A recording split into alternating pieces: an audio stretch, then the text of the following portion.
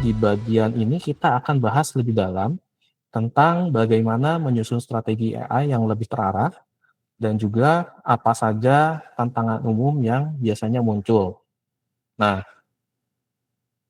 dari situ kita akan coba menjawab mulai dari sisi data, tim, teknologi hingga budaya organisasi untuk menjawab tantangan tersebut. Nah, sebab kenyataannya adopsi AI bukan hanya soal beli teknologi atau pasang tools aja, bukan ngikutin tren gitu ya. Bahkan perusahaan tergoda untuk langsung jalan tanpa menjalankan AI, maksud saya tanpa rencana yang jelas, lalu kecewa karena hasilnya tidak sesuai dengan ekspektasi. Jadi pertama-tama itu kita lihat dulu ilustrasi yang ada di slide ini, yaitu ilustrasi ini menunjukkan pilar-pilar yang mendukung AI Enterprise Strategy. Jadi kesuksesan implementasi AI bukan diukur dari seberapa canggih model yang atau tools yang kita gunakan atau kita bangun, tapi seberapa kuat fondasi strategis yang menopangnya. Ini adalah prinsip paling penting dalam transformasi AI. Banyak perusahaan terlalu fokus ke hal teknis, membangun model prediksi, mungkin membuat chatbot, atau implementasi generatif AI.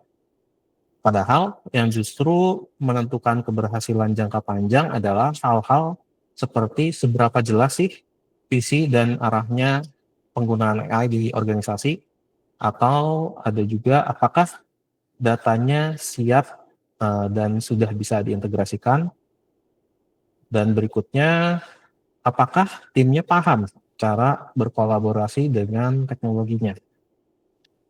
Dari situ biasanya dengan penggunaan sebuah tools atau sebuah model itu apakah ada governance-nya, etikanya seperti apa, terus kepatuhan yang dibangun sejak awal itu seperti apa. Itu yang harus mulai dipikirkan sebagai fondasi untuk keberhasilan jangka panjang. AI bukan hanya tentang kecerdasan buatan, tapi tentang kecerdasan organisasi dalam menyusun strategi yang scalable, etikanya, dan juga ketangguhan untuk menghadapi perubahan. Selanjutnya saya akan bahas tantangan-tantangan yang biasanya sering ditemukan nih dalam kita transformasi AI dan juga solusi untuk menghadapi tantangan-tantangan tersebut. Nah, yang pertama ini fakta di lapangan menunjukkan bahwa banyak proyek AI yang gagal bukan karena teknologinya buruk, tapi karena tidak punya arah yang jelas. Nah, kenapa tidak punya arah yang jelas? Karena tidak ada tujuan yang terukur dan selaras dengan kebutuhan bisnis. AI hanya dijadikan proyek eksperimental yang akhirnya tidak berlanjut. Solusinya, kita harus mulai menetapkan atau harus memiliki visi yang jelas dan terhubung langsung ke prioritas bisnis. Lalu kita juga tentunya seperti yang tadi sudah di-sharingkan ya, harus memilih use case dengan dampak yang paling tinggi untuk, dan bahkan kalau bisa melalui kolaborasi lintas fungsi. Selain itu, kalau memang sudah punya datanya, kita juga bisa menggunakan proses mining untuk memahami alur kerja secara nyata, bukan cuman asumsi aja. Kita tidak bisa lagi hanya membangun model, kita harus membangun sebuah aras nih di organisasi. Lalu strategi kedua, tantangan kedua yang biasanya sering dialami adalah tidak fokus pada use case tertentu, gitu ya. Jadi kita biasanya banyak mencoba langsung pengen ke semua divisi harus bisa menggunakan AI, gitu kan ya. Tapi daripada mencoba semuanya sekaligus, organisasi yang sukses dengan AI itu justru biasanya memulai uh, seminimal mungkin dari 3 sampai 5 use case yang fokus dan terus diiterasi. Contohnya, kita harus bisa membuat atau mencari sebuah studi kasus yang quick win, yaitu misalkan dimulai dari otomasi dokumen atau respon otomatis pelanggan yang tadi seperti di-share oleh Pak Rama ya, butuh bantuan dari chatbot gitu ya untuk bisnisnya. Lalu ada juga uh, untuk klasifikasi data.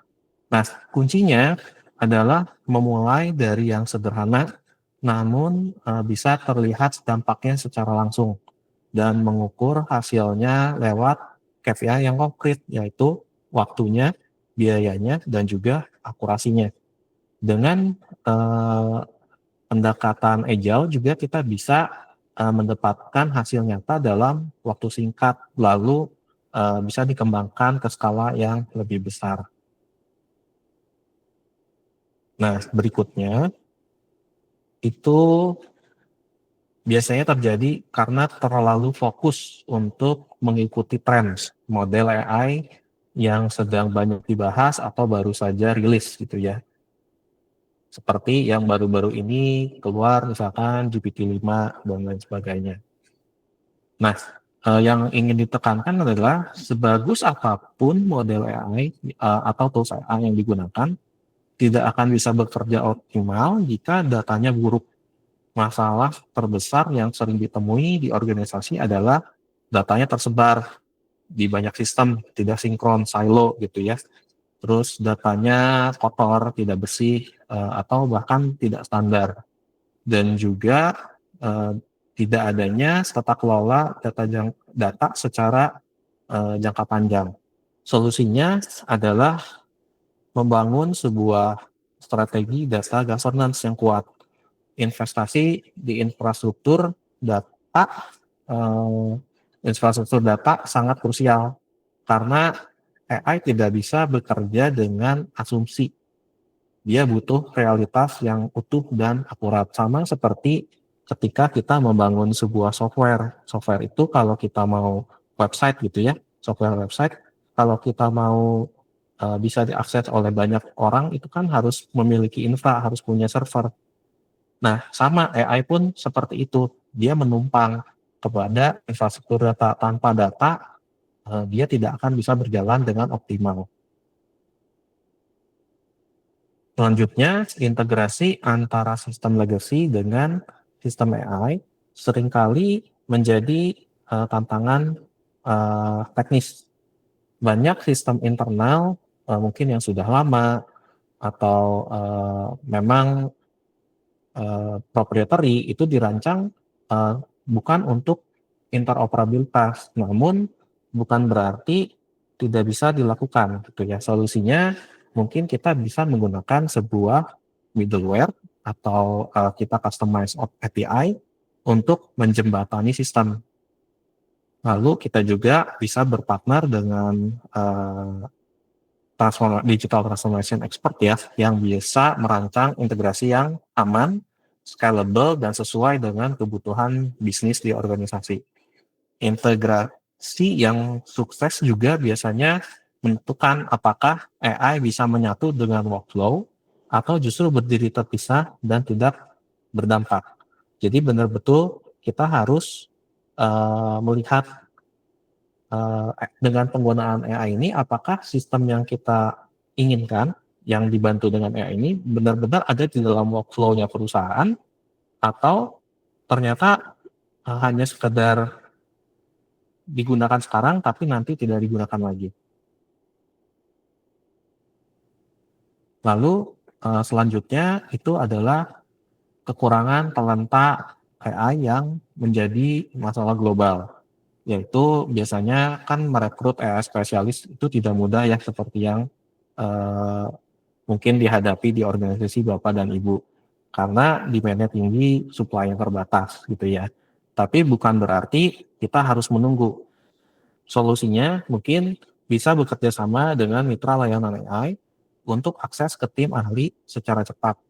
Atau juga bisa membentuk program pelatihan di organisasi atau juga mengikuti bootcamp yang mungkin sudah tersedia gitu ya. Dan juga bisa juga dengan mengembangkan talenta dari dalam organisasi agar pemahaman teknis dan konteks bisnisnya bisa berjalan secara beriringan.